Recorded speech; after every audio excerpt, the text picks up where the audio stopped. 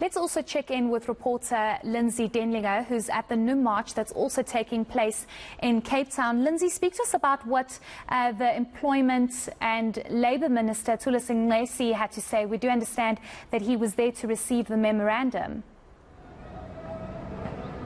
Yes, Heidi, this protest has just dispersed a few moments ago. You might still be able to hear those protesters as they're moving away from the Eskom offices here in Bellville in Cape Town. But as you say, the Minister Thulasing Nxesi was on hand to receive that memorandum.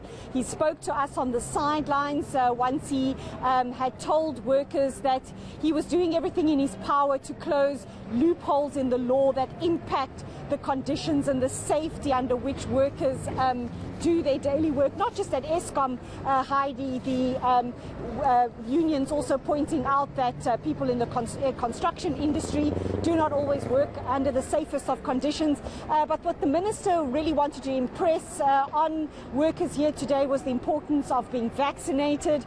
He told us afterwards as well that they couldn't allow the economy to grind to a halt again for the thousands of jobs that we saw lost as a result of the pandemic, and said that government was really discussing at a high level and also at NEDLAC about vaccine mandates, particularly for certain sectors of industry, those front-facing workers, those who work in critical industries. Here's what he told us after addressing the workers, Heidi. We've been discussing this matter at the level of NEDLAC, and our approach at NEDLAC is along the lines of health and safety, where they've requested us to put the regulations or a direction which talks about this issue of vaccination, but arguing that we must first do a risk assessment sector by sector, because there are sectors where people are dealing directly with the public or where workers are dealing directly with the public. Therefore, the risk is very high.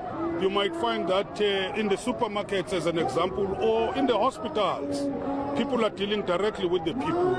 There would be a need, therefore, to ensure that vaccines are mandatory in those areas. However, there must be an opening or a condition that workers who have, for one reason or another, especially a medically sound reason, and which has been also supported by the doctors, that if vaccination might be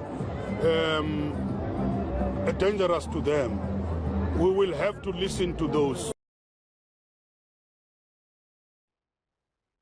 Lindsay, speak to us about what the minister had to say regarding workers' demands. We do know that there was a similar march that took place here in Johannesburg, and one of the demands were that they wanted Eskom CEO Ruyter to resign. What did the minister have to say about these demands?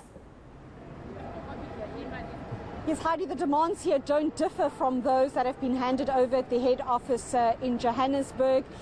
Workers making similar demands here in Cape Town, but the Employment and Labour Minister saying it was not his portfolio to discuss matters related to Eskom, as you point out, the calls for the CEO to resign. But what he did say, Heidi, was that government as a whole really concerned about the electricity crisis in the country, the impact that it has on the economy, and that the shortage of electricity supply in the country is being discussed by government at a higher level. So he said those demands being made by the workers are probably best placed to be addressed by the Public Enterprises Minister, but his remarks really extended to the impact that the fragile electricity supply in the country has on the economy as a whole. This is what he had to say, Heidi. The issue of non-performance of Eskom has been a concern for everybody, and you know that it's been for a number of years. Changing boards, changing management, and so on. There needs to be a strategy to deal with a performing Eskom. And I think government has been looking into all the options, and there are going to be discussions. Even at NEDLAC, there are going to be discussions with the workers' representatives. But I think that the bigger concern the bigger concern currently is the issue of the energy security, which impacts negatively on the economy. You know that a lot of companies, but it's not just about the economy. It impacts on our social lives. You know what is happening in the communities. People can no more buy the groceries as they would want to stock them because they do not know when electricity would go in terms of their refrigerators. So the energy impacts on all the aspects of life. So we will have to have a sober discussion in that. There is an argument which is being raised about privatization and the prices. There is also, do you just leave Eskom as is? You might need a balanced approach. And let's allow for the discussion and see if there will be no middle road.